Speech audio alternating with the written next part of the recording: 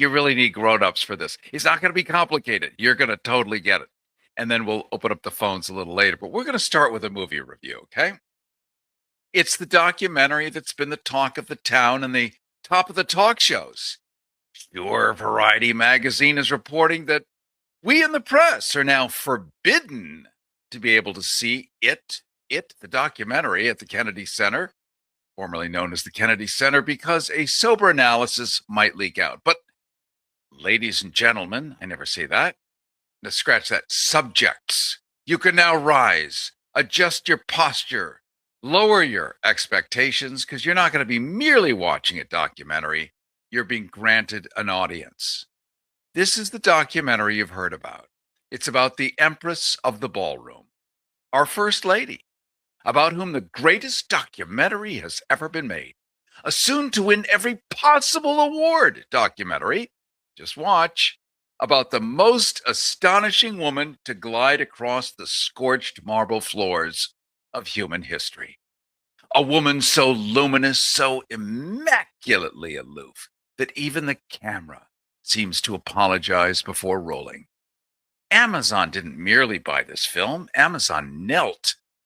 $40 million for the rights, 35 million more to announce to the world that yes, capitalism has finally found its final form.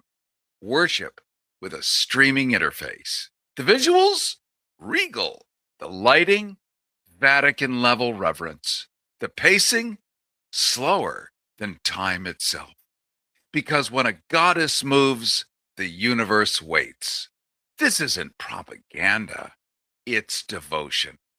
Filmed in couture focus, narrated in hushed tones, usually reserved for relics and unexploded ordnance.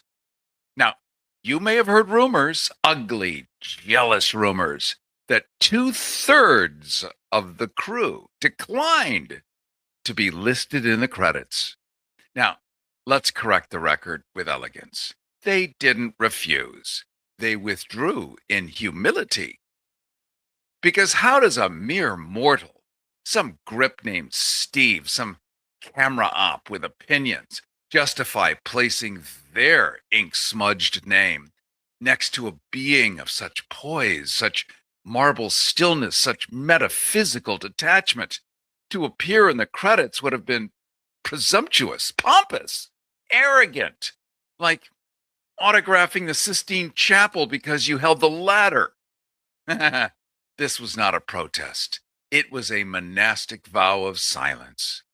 Yes, the First Lady exercised executive control.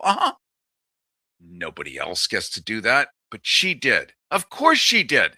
Because you don't ask Michelangelo to crowdsource the ceiling.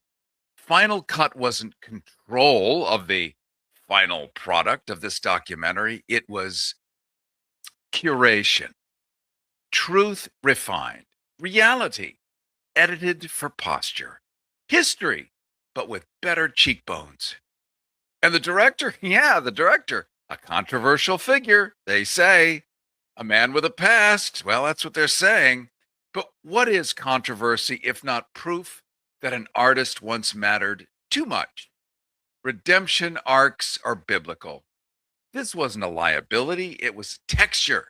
Shadows exist only to make the subject glow brighter. Every so called problem with this film, of the secrecy, the withdrawals, the silence, the air of quiet terror, all have been tragically misunderstood. These weren't red flags, they were awe. The kind that empties rooms. The kind of awe that makes professionals stare at their resumes and whisper, I am not ready. So when the credits roll, and they will roll faster than you expect, notice the absence. Feel it. That emptiness isn't scandal, it's reverence. This isn't just a documentary, it's a coronation reel, a cinematic genuflection. Proof that when history finally stops talking and just looks, she's already gone, leaving behind perfect framing, immaculate silence, and a country still trying to decide whether it watched a film or witnessed a visitation. so I'm sure you'll do whatever you can to make sure you see it. And you just got up to speed on the world's finest documentary. 2 hours of immaculate lighting and selective memory and a budget so large it could have fed a mid-sized democracy. Now, let's be clear. Most documentaries cost about 80 grand, not 60 million. This cinematic miracle is power, polished until it squeaks, reality upholstered, history rewritten by people who bill by the minute and sleep like angels. It's a beta test, a dress rehearsal for the future, a master class in how narrative replaces accountability, how wealth curates truth, and how the camera becomes a moral laundering device. Now, let's take that same instinct. Let's polish over consequence. Let's over optics, over humans, trust us over evidence, and inject it with artificial intelligence. It's the same playbook, bigger blast radius.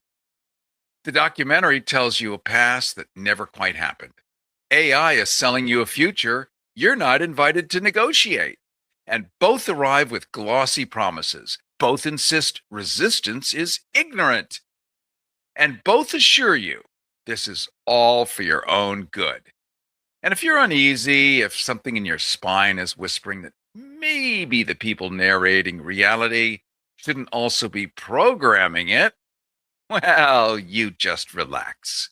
Listen, were you forced into getting a solar contract and now you just don't want it anymore? Maybe the solar company misled you. Or is your solar contract buried with hidden fees? Are you not saving the amount of money you thought you would on your energy costs? Don't worry. At the Solar Exit Hotline, we can help you cancel your solar contract, even if the panels are already installed. Our experienced legal team will review your contract and help you cancel it, possibly saving you thousands of dollars. You gotta call right now for complete details. So listen, if you're not happy with your solar contract for any reason, we are here to help you cancel it. Call the Solar Exit Hotline now for immediate options to help you exit your solar contract. This call is 100% free.